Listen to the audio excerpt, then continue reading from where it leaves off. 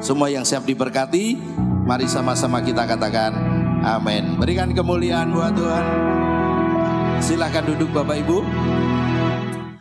Selamat pagi. Shalom semua. Kita diberkati Tuhan di minggu pertama bulan Januari dan tahun 2024. Selamat datang juga kepada Bapak Ibu Paulus yang dari Jogja, dari tengah kita. Terima kasih buat kehadirannya. Selamat tahun baru buat Bapak Ibu yang belum ketemu Papi Mami. Ya, Tuhan berkati kita semua. Dan pagi ini kita akan dengar tentang tema kita tahun 2024. Bicara tentang multiplikasi tanpa batas. Ya, multiplikasi tanpa batas. Itu gambar yang di bawahnya itu adalah berlian. Nah, siapa yang paling menyukai berlian adalah para wanita, ya. Dan kalau punya berlian segitu banyaknya, mungkin Anda akan jauh lebih bahagia. Tapi lebih bahagia, mutiara, ya, berlian dan mutiara beda ya? Jauh beda? Beda ya. Oke, mutiara. Kita akan belajar apa itu multiplikasi tanpa batas. Matius 19 ayat 29. Matius 19 ayat 29, dan setiap orang yang karena namaku meninggalkan rumahnya, saudaranya laki-laki atau saudaranya perempuan, bapak atau ibunya, anak-anak atau ladangnya, akan menerima kembali 100 kali lipat dan akan memperoleh hidup yang kekal. Kalau Anda baca ayat sebelumnya, perikop sebelumnya, ada seorang pemuda kaya yang ingin mengikut Yesus dan dia sudah lakukan semua hukum Taurat. Dan Yesus bilang kurang satu, pulang, jual semua harta bendamu, bagi kepada semua orang, lalu kamu mengikut aku. Pemuda itu menjadi sangat sedih karena dia kaya sekali. Dia lebih memilih hartanya dan tidak mau mengikut Yesus. Padahal begitu cerita selanjutnya, Petrus kemudian bertanya dan yang lain, Tuhan kami sudah tinggalkan semuanya. Lalu apa yang akan menjadi bagian hidup kami di dunia ini? Ya, Petrus meninggalkan dengan Andreas profesinya sebagai seorang bisnismen penjala ikan. Dia seorang juragan karena dia punya perahu, punya jaring. Jaring itu mahal harganya, bisa kalau sekarang puluhan bisa ratusan juta karena saking besarnya. Tapi dia harus tinggalkan karena Yesus. Dia tinggalkan sementara keluarganya, dia lebih banyak mengikut Yesus. Yohanes, Yakobus, Matius itu pemungut cukai dan banyak hal yang mereka tinggalkan. Lalu Tuhan berkata bahwa kalau karena semua itu, karena aku kamu tinggalkan, itu artinya bahwa aku ditempatkan di paling utama, kamu akan mendapatkan timbal balik ataupun kembali 100 kali lipat. Nah, arti tema multiplikasi tanpa batas, tapi Yesus berkata tadi kamu akan menerima 100 kali lipat. 100 kali lipat itu beda dengan 100%. Kalau 100% Anda berdagang modal 100.000, Anda bisa jual 200.000, itu Anda badi 100%. Tapi kalau 100 kali lipat, itu sama dengan 10.000%. Siapa di dunia ini bos terbesar yang sanggup memberikan keuntungan 10.000%? Saya jamin gak ada. Kecuali Tuhan, katakan amin. Itu tak terbatasnya. Multiplikasi tanpa batas itu di situ. Jadi ketidaksanggupan manusia untuk memberi, melakukan, Tuhan melakukannya dan untuk Anda dan saya. Tapi Anda dan saya harus punya komitmen, kesungguhan hati, ya. Memperoleh hidup yang kekal, baik upah di dunia ini ada dan juga upah kekekalan. Kalau Anda pelajari ada mahkota kehidupan, mahkota kemuliaan, ya. Itu semua masing-masing sesuai dengan apa yang Anda dan saya lakukan. Waktu Anda dan saya lakukan di dunia ini, kita sedang mengirim material untuk pembangunan rumah kita di surga. Jadi upahnya double, baik di dunia maupun di surga nanti. Karena itu Paulus mengingatkan apapun yang kamu perbuat, perbuatlah dengan segenap hatimu seperti untuk Tuhan. Walaupun untuk manusia kasat mata, seolah-olah Anda sedang melayani Tuhan secara langsung. Seolah-olah Anda sedang melakukannya langsung untuk Tuhan. Itu maksud daripada ayat itu. Sehingga Anda menghargai semua orang tanpa membedakan suku, status sosial, status pendidikan.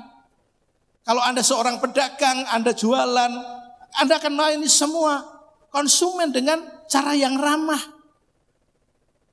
Tidak membedakan karena naik mobilnya bagus, Anda kecenderungan kita begitu. Kalau Anda datang ke bank, ketemu pimpinan bank. Kalau Anda hanya pakai sendal jepit, kemudian celananya lusuh, pasti Anda tidak akan dianggap. Meskipun duitmu banyak.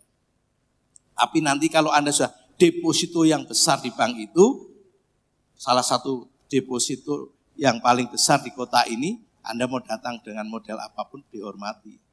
Tapi kalau awal-awal Anda ketemu dengan pimpinan bank dan pakaian seadanya, penampilannya tidak menarik, pejabat perbankan pasti kurang merespon dengan Anda.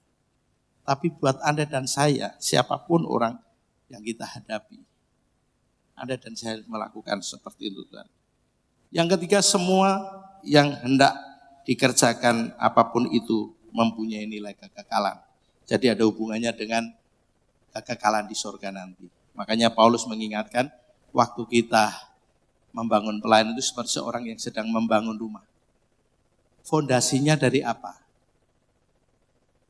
Dari emas murni, dari permata, dari batu, dari kayu, dari rumput kering, atau dari jerami. Kalau dasarnya itu dari bahan-bahan seperti kayu, jerami, rumput kering itu mudah terbakar. Itu bicara tentang motivasi. Kerinduanmu melakukan ini untuk Tuhan, apa tujuannya? Supaya dilihat orang, pamer, dan Anda supaya nampak lebih hebat. Kalau itu terjadi, maka akan terbakar dan kita tidak akan dapatkan upah. Paulus ngomong seperti orang yang kebakaran gondol dan tidak ada apapun, tapi diselamatkan. Jadi nggak ada upah, tapi selamat. Nggak ada ganjaran yang akan diberikan kepada Anda. Lalu yang kedua, visi tema, Tuhan Yesus harus menjadi prioritas utama dalam hidup Anda. Prioritas itu artinya ya diutamakan. Ya. Makanya saya sudah Timbaria sampaikan, kalau Anda buat prioritas dalam kehidupanmu, kalau ditarik garis vertikal, nomor 1 Tuhan, nomor 2 keluarga, nomor 3 pekerjaanmu, bisnismu, karirmu. Kalau mahasiswa, kalau pelajar ya sekolah dan kuliah. Yang keempat baru melayani pekerjaan Tuhan. Doorkeeper, mengunjungi orang sakit, dan lakukan yang lain itu pekerjaan Tuhan. Yang kelima itu melayani yang lain. Yang keenam baru hobimu. Hobi. Kalau ada orang tanya, Pak, mana yang lebih penting? Harus ditarik garis horizontal. Tuhan penting, keluarga penting, pekerjaan penting, melayani pekerjaan Tuhan penting, melayani orang lain penting, hobi juga penting, semua penting. Kalau ditarik horizontal. Karena itu kalau hidup Anda tidak ada prioritas, maka Anda akan menjadi orang yang tidak tahu tujuan hidup. Ya, Tuhanlah yang utama. Yang kedua, setiap pribadi menjadikan Tuhan Yesus nomor 1 di atas segalanya. Abraham mau nomor 1-kan Tuhan, sehingga waktu dia diminta Ishak yang ditunggu 25 tahun dijanjikan, baru digenapi 25 tahun kemudian. Diminta oleh Tuhan, karena dia menomor 1-kan Tuhan, maka Abraham dengan taat membawa Ishak ke Bukit Muria, dipersembahkan dengan rela hati. Apa yang Anda punya itu sebenarnya titipan. Kita ini steward. Seorang pengelola. Kalau seorang hamba didapati setia dalam mengelola harta kekayaan tuannya, maka ia akan diangkat menjadi pengawas atas seluruh harta kekayaan tuannya itu. Yang percaya katakan amin. Waktu Anda dan si dapati setia, maka akan diangkat menjadi pengawas, pengelola atas seluruh kekayaan harta Tuhan. Sedia meninggalkan hal-hal utama, keluarga, pekerjaan, seperti Tuhan Yesus tadi ngomong, pendidikan, hobi, dalam hal tertentu, dalam situasi tertentu, Tuhan membutuhkan Anda. Anda harus siap. Saya sudah 1 minggu, dan ini hari ke-7, telinga saya sakit sekali. Ada bisul di dalam, kalau orang Jawa bilang udun burung. Setiap malam saya agak kesulitan tidur. Senut. Ini saya mau khotbah, ini mulai hilang rasa sakitnya. Saya bersyukur, saya berharap akan hilang terus sakitnya. Tapi saya agak budek nih kanan, ya, karena tertutup seperti. Saya harus khotbah. Mami memang siap, tapi Mami bilang harusnya papi yang nyampaikan. Ya. Ini karena saya di poin ketiga, sedia meninggalkan. Saya harusnya mau bubuk, ya karena sakit sekali. Jadi separuh kepala saya ini termasuk mata dan semua sampai leher.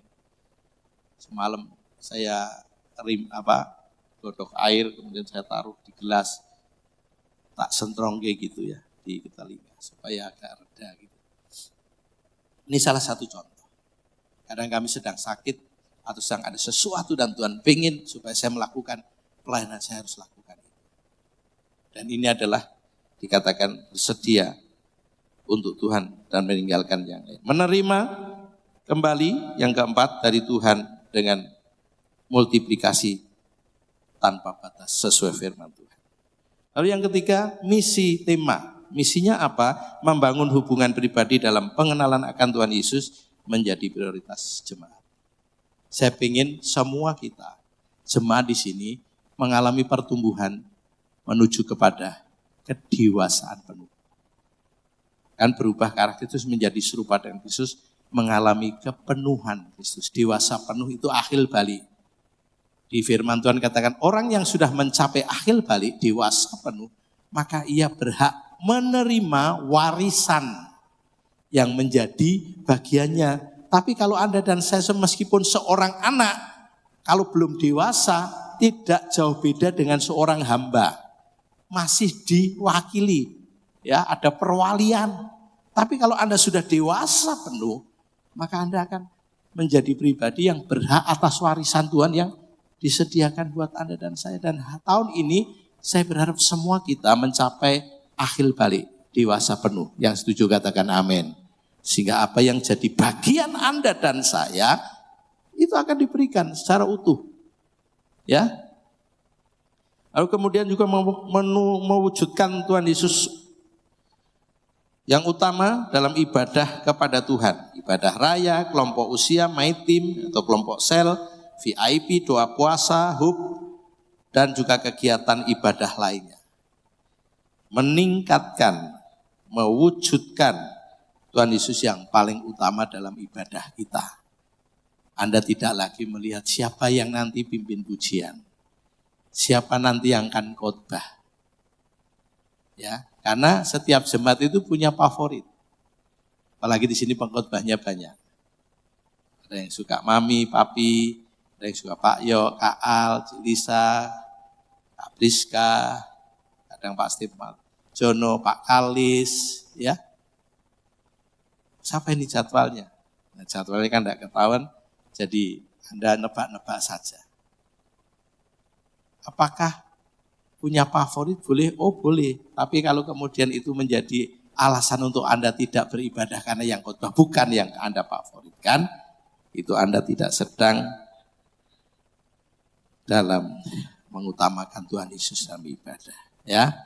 Yang ketiga, mengerjakan dengan motivasi nilai kekekalan. Jadi semua selalu ada hubungannya dengan kehidupan nanti. Makanya dulu kalau hamba-hamba Tuhan senior kami nyanyi biar miskin di dunia asal kaya di surga, itu tidak mungkin. Ya. Dalam artian begini, kalau Anda memang hidup dalam kemiskinan terus-menerus, bukan karena situasi yang diizinkan Tuhan, tapi karena mungkin Anda tidak sedang dalam tracknya Tuhan, Anda tidak akan mungkin kaya di surga. Karena di surga nanti sesuai apa yang Anda dan saya kerjakan. Orang miskin biasanya kadang-kadang susah melakukan banyak hal. Ya, makanya orang Makedonia disebut kaya dalam kemurahan. Meskipun mereka sedang dicobai dengan sangat berat dan mereka sangat miskin, mereka tetap ambil bagian dalam hal memberi. Setelah itu, gereja Makedonia tidak terdengar lagi mereka dalam keadaan miskin. Ya, harus punya kaya dalam kemurahan. Kemudian yang keempat, mengalami penggenapan multiplikasi tanpa batas secara pribadi bersama keluarga, komunitas, kelompok umur, dan jemaat dalam pekerjaan, pendidikan, karier, keuangan, bisnis, fasilitas, kemampuan, kesehatan, kepercayaan, berkat, kemurahan, kemudahan, layanan, promosi, dan sebagainya. Itu yang akan terjadi di tahun 2024. Nah sekarang bagaimana Anda untuk bisa mengalami multiplikasi tanpa batas? Maka kita harus dapat pengurapan 3 level. Tahun ini akan ada pengurapan 3 kali, Januari ini nanti, kemudian nanti Jumat Agung, lalu yang ketiga mungkin pencurahan Roh Kudus atau setelahnya. Ya. Nah, kita akan lihat contoh pribadi yang mengalami pengurapan 3 level. Yang berkatnya semakin meningkat dalam kapasitas maupun dalam kualitas, ya. Yang pertama, kita akan lihat. Daud diurapi untuk level yang pertama. 1 Samuel 16 ayat 11. Lalu Samuel berkata kepada Isai, inikah anak-anakmu semuanya? Jawabnya, masih tinggal yang bungsu, tetapi sedang mengembalkan kambing domba. Kata Samuel kepada Isai, suruhlah memanggil dia, sebab kita tidak akan duduk makan sebelum ia datang kemari. Kemudian disuruhnyalah menjemput dia, ia kemerah-merahan, matanya indah dan parasnya elok. Lalu Tuhan berfirman, bangkitlah, urapilah dia, sebab inilah dia. Samuel mengambil tabung tanduk yang berisi minyak itu dan mengurapi Daud di tengah saudara-saudaranya. Sejak hari itu dan seterusnya berkuasalah roh Tuhan atas Daud. Lalu berangkatlah Samuel menuju Rama. Ini pengurapan level yang pertama yang dialami oleh Daud. Dan mungkin Anda dan saya masih ada yang memang pengurapan yang pertama yang Anda akan alami hari ini. Bisa jadi ada yang kedua, bisa jadi sudah level ketiga. Nah, sejak Daud diurapi dari level pertama ini, yang pertama Daud dapat mengusir setan dalam diri Saul. Karena setelah Saul memberontak tidak setia sama Tuhan, roh Tuhan pergi dari Saul dan Tuhan mengutus iblis menggocoh dia. Setiap kali dia kerasukan setan, dia marah tak terkendali, bahkan Daud sudah dilempar tombak berapa kali dan mau dibunuh. Lalu pegawai-pegawainya berkata, Tuhan, supaya iblis yang mengganggu engkau pergi dari engkau, panggil seorang pemain kecapi. Dan akhirnya ditemukan Daud. Daud main kecapi, setan yang ada dalam diri Saul mundur. Yang berikutnya, Daud mengalahkan Goliat setelah diurapi yang pertama itu. 1 Samuel 17 ayat 48. Ketika orang Filistin itu bergerak maju untuk menemui Daud, maka segeralah Daud berlari ke barisan musuh untuk menemui orang Filistin itu. Lalu Daud memasukkan tangannya ke dalam kantongnya. Diambilnyalah sebuah batu dari dalamnya, diumbannya, maka kenalah dahi orang Filistin itu, sehingga batu itu terbenam ke dalam dahinya. dan terjerumuslah ia dengan mukanya ke tanah. Demikianlah Daud mengalahkan orang Filistin itu dengan umban dan batu. Ia mengalahkan orang Filistin itu dan membunuhnya tanpa pedang di tangan. Daud berlari mendapatkan orang Filistin itu, lalu berdiri di sebelahnya. Diambilnyalah pedangnya, diunusnya dari sarungnya, lalu menghabisi dia. Dipancungnyalah kepalanya dengan pedang itu. Ketika orang-orang Filistin melihat bahwa pahlawan mereka telah mati, maka larilah mereka. Jadi sebelum Daud menghadapi Goliat, dia masih mengembalakan domba ayahnya yang cuma 2-3 ekor saja. Lalu ayahnya Isai bilang, sana nak, kirim makanan ke kakak-kakakmu di medan pertempuran. Bawa roti, bawa minuman dan semua. Lalu nanti berikan ke kakak-kakakmu dan tentara yang lain. Lalu Daud menyusul dan ke medan pertempuran, menitipkan barang ke tukang jaga barang, dan Daud mulai melihat, kok pada lari tunggang langgang nih, pasukan Israel. Ternyata ada namanya Goliat yang tingginya 3 meter. Ya. Dan kemudian dia menantang perang 1 lawan 1. Kalau kamu bisa mengalahkan saya, maka bangsa kami Filistin jadi budakmu. Tapi jika kamu kalah, maka kalian yang akan jadi budak kami. Itu selama 40 hari loh saudara-saudara. Selama 40 hari setiap pagi mereka, Saul dengan tentaranya baris berbaris ngadakan upacara. Setiap kali Goliat maju dan menantang dengan suara menggelegar, mereka lari ketakutan. Makanya waktu hari itu Daud datang, Daud heran. Kok pada lari apa? Itu lihat ada tentara yang sangat besar, raksasa, orang enak. Kalau orang yang mengalahkan dia, mau dapat upah apa? Mereka berkata, Raja akan memberikan kepadamu kekayaan yang besar. Raja akan menjadikan kamu menantunya. Bahkan keluargamu akan sepanjang umurmu tidak akan membayar pajak. Saya yakin salah satu yang membuat Daud tertarik karena upah itu. Selain dia tidak terima sih Allah Israel dihina, tapi juga karena upah. Karena upah.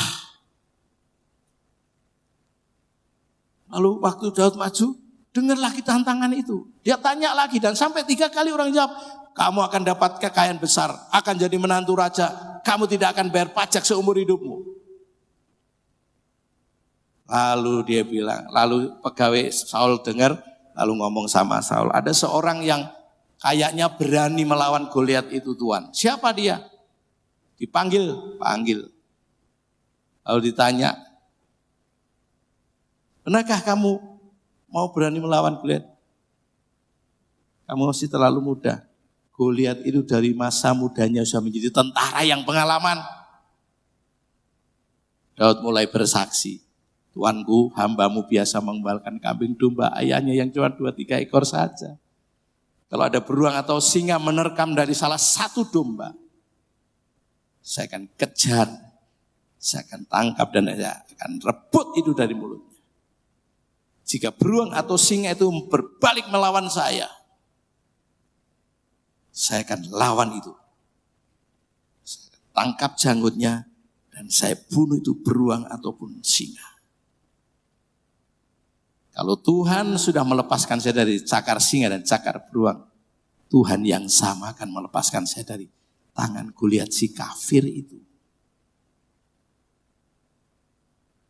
Kalau engkau sedang mengalami kesulitan, ada tantangan, ingat kebaikan Tuhan yang pernah terjadi dalam hidupmu, katakan amin.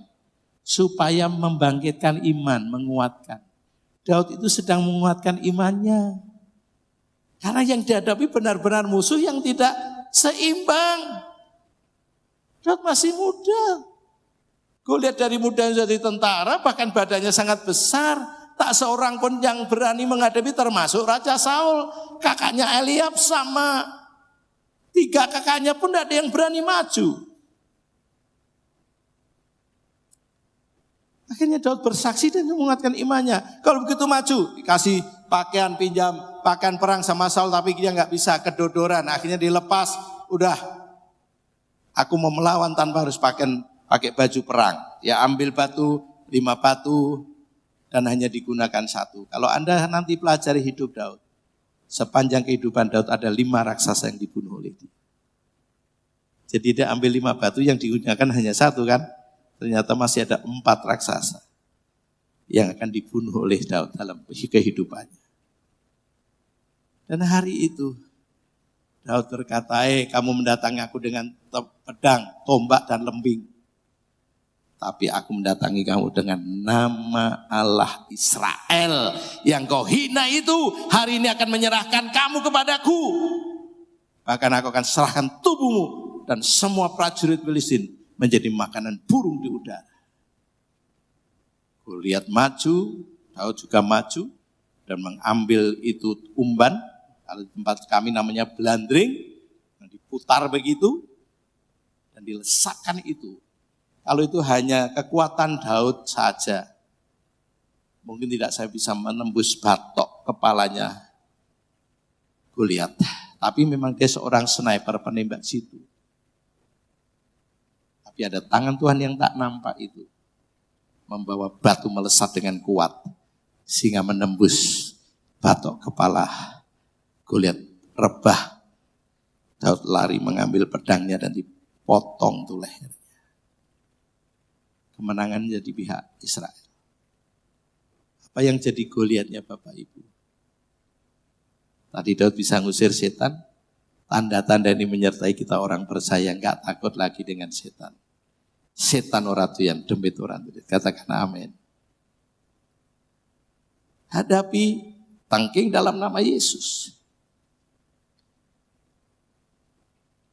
Goliat sakit, Goliat masalah keluarga, Goliat mungkin yang menjadi raksasa dalam hidupmu adalah masalah ekonomi, bisa jadi terbelit utang atau apa saja. Tahun ini, hari ini mulai Goliat akan kita taklukkan dalam nama Yesus. Apapun itu Goliat, waktu pengurapan turun atas kita. Dan pastikan seperti Daud mengalami kemenangan yang gilang gemilang. Daud juga dapat mengalahkan musuh berlaksa-laksa, itu berpuluh-puluh ribu. 1 Samuel 18 ayat 6, tetapi pada waktu mereka pulang, ketika Daud kembali sesudah mengalahkan orang Filistin itu, keluarlah orang-orang perempuan dan dari segala kota Israel menyongsong Raja Saul sambil menyanyi dan menari-nari dengan muka memukul rebahnya, dengan bersukaria dan dengan membunyikan gerincing. Dan perempuan yang menari-nari itu menyanyi berbalas-balasan, katanya, Saul mengalahkan beribu-ribu musuh, tetapi Daud berlaksa-laksa. Laksa itu puluhan ribu, berlaksa itu 10.000. Kalau berlaksa-laksa itu puluhan ribu musuh dikalahkan. Karena ada roh Tuhan pada Daud. Pengurapan yang pertama membuat Daud mengalami multiplikasi tanpa batas. Dulu musuhnya, sparring partnernya adalah singa dan beruang. Akhirnya bisa mengalahkan raksasa yang bernama Goliat. Bisa mengusir setan dalam diri Saul dengan main kecapi. Dia bisa mengalahkan berlaksa-laksa. Luar biasa. Karena inilah namanya multiplikasi tanpa batas. Ada pengurapan khusus yang Tuhan berikan kepada Daud. Demikian Anda akan mengalami bersama dengan kita. Katakan amin. Daud bisa mengalami multiplikasi tanpa batas. Bagaimana dengan Anda? Pasti Tuhannya sama. Allah Abraham, Ishak dan Yakub.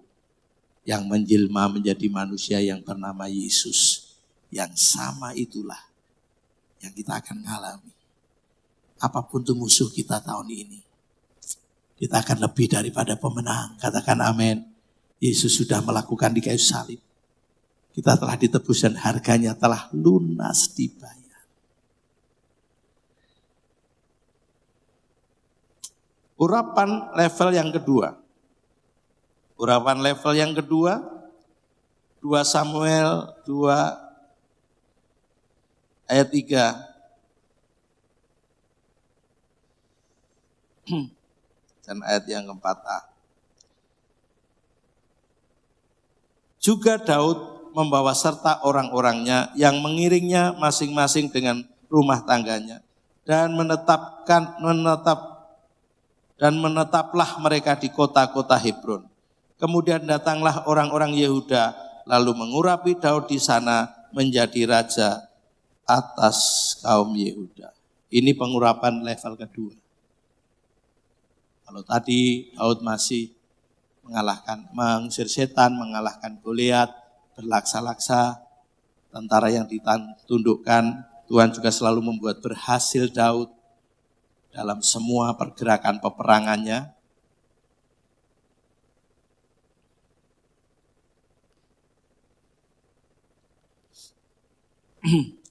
Sekarang dia naik ke level pengurapan kedua, menjadi raja atas satu suku Yehuda. Satu suku loh. Kalau tadi mimpin prajurit, panglima perang. Sekarang menjadi raja satu suku. Waktu Saul mati, Daud tanya, Tuhan aku harus kemana nih? Kamu harus pergi ke Hebron, kota Yehuda. Dan memimpin suku Yehuda. Selama 7 tahun 6 bulan, 7 tahun setengah. Daud memimpin mereka. Dan lamanya Daud memerintah di Hebron atas kaum Yehuda adalah 7 tahun dan 6 bulan. Tapi untuk sampai ke level kedua ini, Daud sempat mengalami menjadi buronan nomor 1 Raja Saul.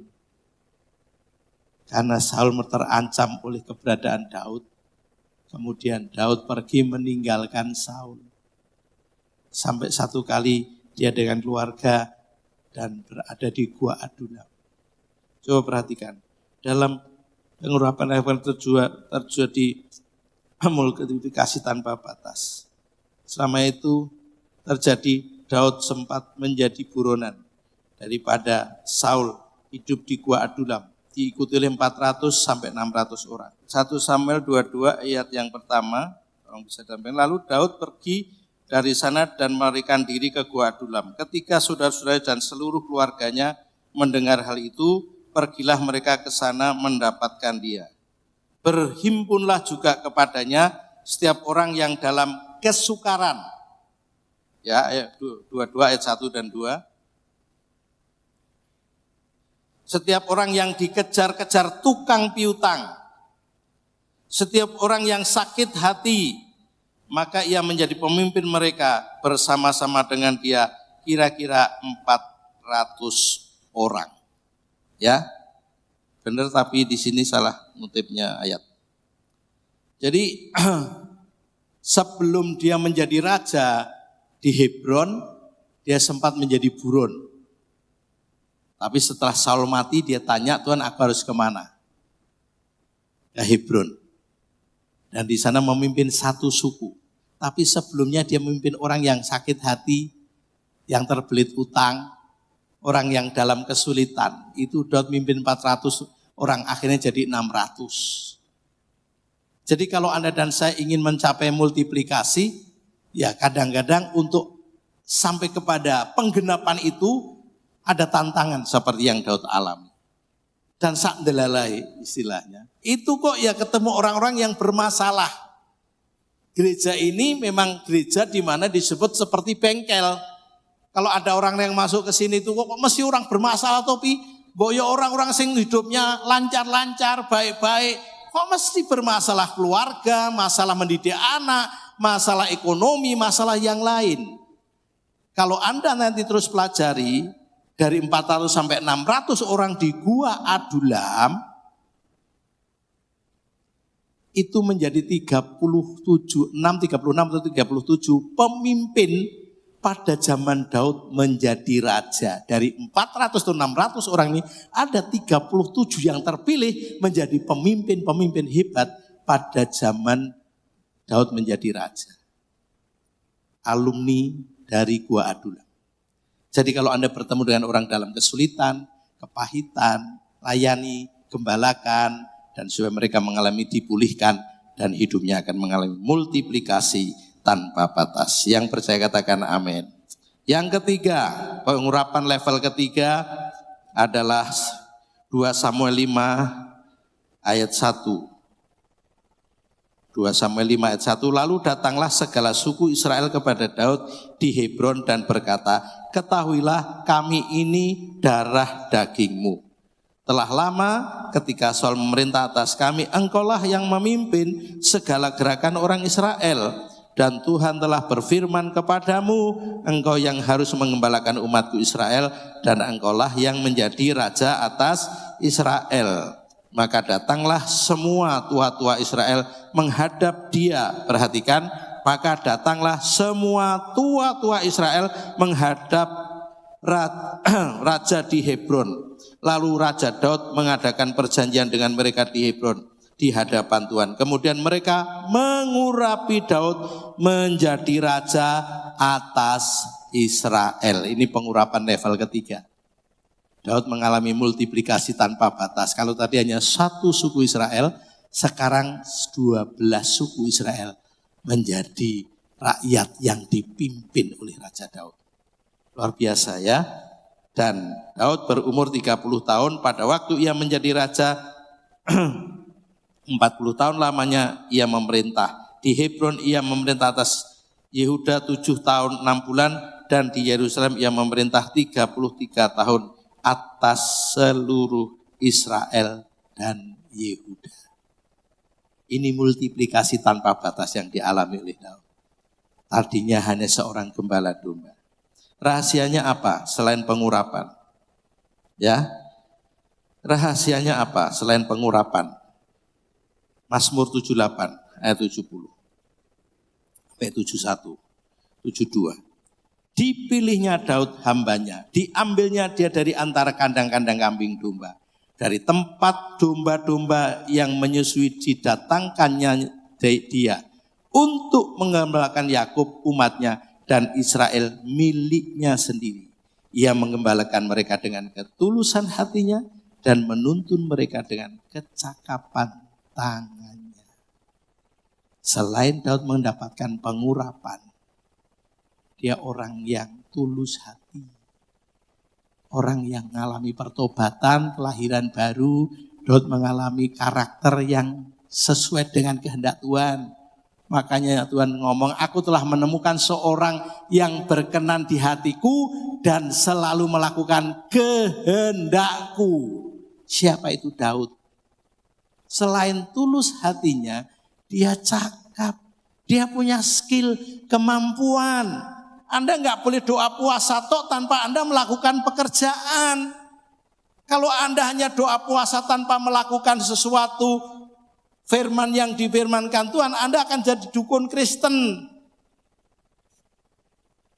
Hanya doa puasa saja tapi tidak melakukan sesuatu.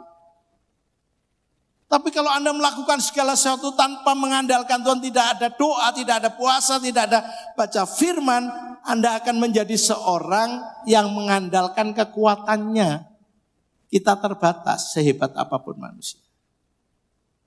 Tapi kalau seperti Daud, dia tulus hatinya, cakap tangannya, memerintah selama 40 tahun. Daud menjadi sukses. Waktu akhir hidupnya dia berkata, maka Daud telah putih rambutnya, telah lanjut umurnya, penuh kekayaan dan kemuliaan. Itu pada waktu matinya. Terhormat Bapak Ibu, karena dia mencapai multiplikasi tanpa batas. Dari seorang penggembala domba, bisa membunuh Goliat, panglima perang, menjadi raja atas satu suku Yehuda, bahkan memimpin 400 sampai 600 orang yang bermasalah. Akhirnya mereka keluar sebagai orang yang dipulihkan. Bahkan level ketiga, dia menjadi raja atas seluruh bangsa Israel. Saya berharap Anda dan saya akan mendapatkan pengurapan yang sama. Katakan amin, berikan kemuliaan buat Tuhan.